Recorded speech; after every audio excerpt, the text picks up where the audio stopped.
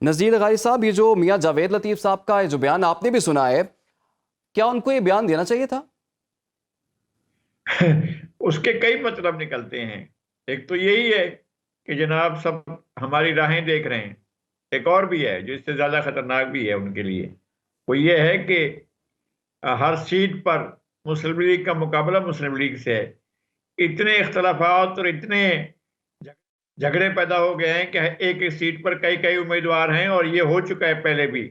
जब ये 20 सीटों पर इलेक्शन हुए थे पिछले साल, और इन्होंने जाकर मुकाबला किया था, तो वो आपस में एक दूसरे का मुकाबला कर रहे थे। बीच में जो पीटीआई के नामजद उम्मीदवार थे वो जीत गए थे। मुस्लिम लीग का मुकाबला करती रही, वो पीटीआई का मुकाबला नहीं कर रही थी। अब भी लगता ये है कि मुस्लिम लीग का मुकाबला करेगी, किसी और जमात का मुकाबला नहीं करेगी।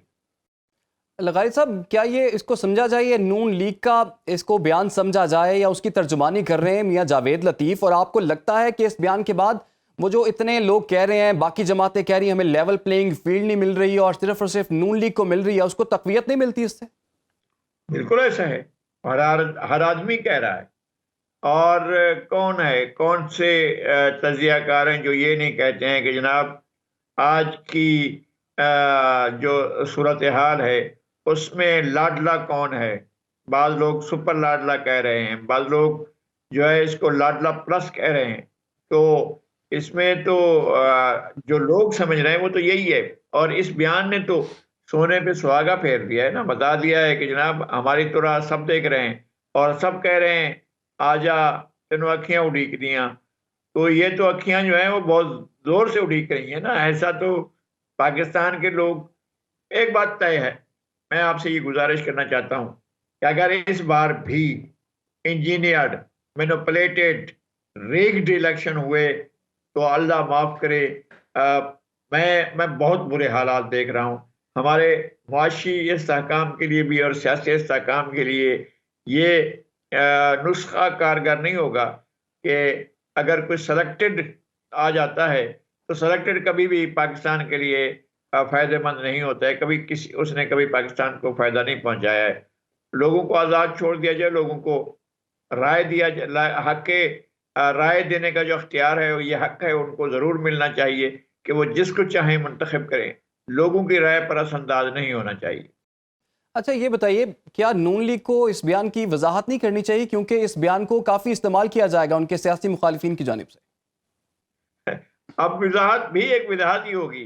मतलब उस अब आपकी फरमाइश पर, आपके कहने पर, या मेरी गुजारिश करने पर, या अहमद अवैध साहब अगर वो भी गुजारिश करें कि वजाहत की जाए, वजाहत का मतलब भी यही समझा जाएगा कि जनाब सहूलतकारी हो रही है, और वो सहूलतकारी के नतीजे में सब कुछ कह दिया गया है। अब उसके बाद जो वजाहतें आ रही हैं, ये बस वजाहतें ही हैं, इनकी कोई हैसियत नहीं है। हम देख रहे हैं कि गैर मामूली तौर पर किसी को रिलीफ दिया जा रहा है और लाडले की बात की जा रही है, सिलेक्टेड की बात की जा रही है। तो ऐसा क्या हो रहा है कि ऐसे ऐसे टैक्स लिए जा रहे हैं, और आने वाले इलेक्शंस पे इसका क्या असर देख रहे हैं आप?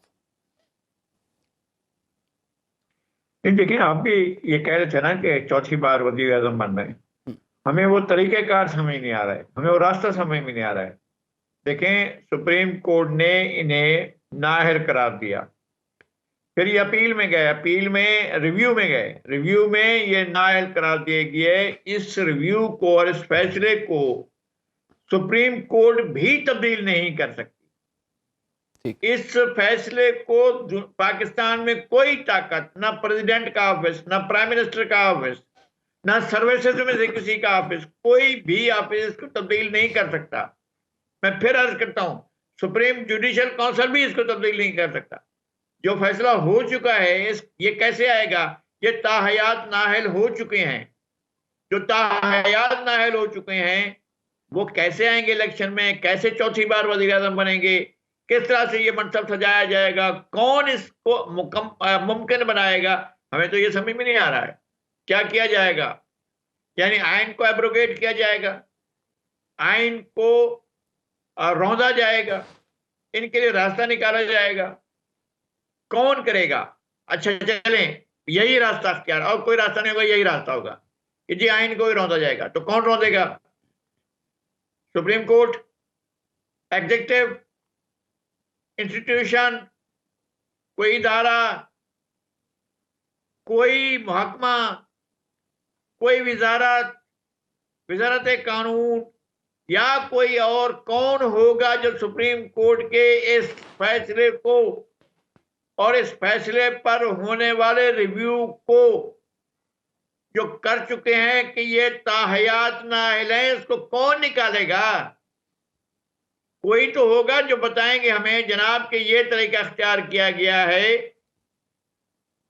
ये कहते थे ना कि जी हमने वो कानून ही खत्म कर दिया है और उसकी शर्त लगा दी है कि अगर कोई नाअहल होता है तो 5 साल के लिए होगा, और 5 साल तो उनके पूरे हो गए। 5 साल पूरे हो गए, 10 साल पूरे हो गए, मेरी शिकायत नहीं है। सुप्रीम कोर्ट ताहयात नाअहल कह चुकी है। अब सुप्रीम कोर्ट से की जाने वाली ताहयात नाअहली को कौन खत्म करेगा, यह हमें तरीका बता दिया जाए। फिर उसके बाद जो है बना दें आप ये चौथी बार क्या, फिर 5वीं बार बनाएं, फिर 6ठी बार बनाएं, फिर 7वीं बार बनाएं, फिर 10वीं बार बनाएं। अल्लाह उन्हें बड़ी जिंदगी दे। मुस्लिम लीग नून का तो सर ये मौकिफ है, वो ये कह रहे हैं कि ये केसेस जाली केसेस थे और आपने देखा कि 100-150 पेशियों के बाद भी वो 3-4 पेशियों में ही वो बरी हो गए उन केसेस में।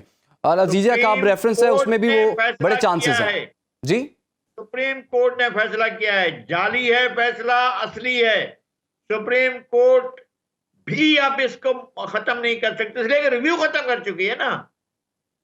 मैं ये कहता हूं कि आप जाते हैं किसी भी मामले पर अपील में जाते हैं, फिर अपील आपकी मंजूर होती है या नहीं होती है। मैं कहता हूं मेरी अपील नहीं मंजूर होती है तो मैं रिव्यू में जाऊंगा, और अगर रिव्यू भी रिजेक्ट कर दिया जाए तो फिर कोई और ताकत नहीं है पाकिस्तान में। सुप्रीम कोर्ट भी नहीं है, एग्जीक्यूटिव भी नहीं है, पार्लियामेंट भी नहीं है। पार्लियामेंट एक सूरत में कर सकती है कि 2/3 अक्सरियत से एक ऐसा कानून बनाए जिसके तहत इस कानून को खत्म कर दिया जाए, सजा को खत्म कर दिया जाए। अगर कोई मुमकिन हो, कोई रास्ता हो तो पार्लियामेंट के पास एक है, लेकिन पार्लियामेंट तो मौजूद है ही नहीं ना। इनको अच्छा, कुछ लोगों का ख्याल ये है कि नवाज शरीफ साहब जो वापस आए हैं वो चौथी मरतबा वज़ीर आज़म बनने के लिए आए हैं, वो सिर्फ इलेक्शन कैंपेन चलाने के लिए नहीं आए। और जब वापस आने की बात हो रही थी तो तब कहा जा रहा था कि वो गिरफ्तार हो जाएंगे, तो लोगों का यही ख्याल था कि वो गिरफ्तार होने भी नहीं आ रहे, वो तो अपने आप को क्लियर करने के लिए आ रहे हैं, रिलीफ उनको मिल चुका है, आगे वो चौथी मरतबा वज़ीर आज़म बनने के लिए आ रहे हैं। हमें वो फार्मूला समझ में नहीं आ रहा है, ये मेरी जहालत है। मैं एतराफ करता हूं कि मुझे ये बात समझ में नहीं आ रही है कि सुप्रीम कोर्ट के हतमी फैसले को और सुप्रीम कोर्ट के आप ये कह रहे हैं कि गलत है। सुप्रीम कोर्ट खुद भी कह दे कि ये गलत था, तब भी वो इन्फोर्स हो चुका है ना। सुप्रीम कोर्ट का फुल बेंच आ जाए, तमाम 15, 16, 17 जज साहबान सुप्रीम कोर्ट के काबिल एहतराम। मेरे लिए एक एक जज का मेरे दिल में बहुत एहतराम है जी।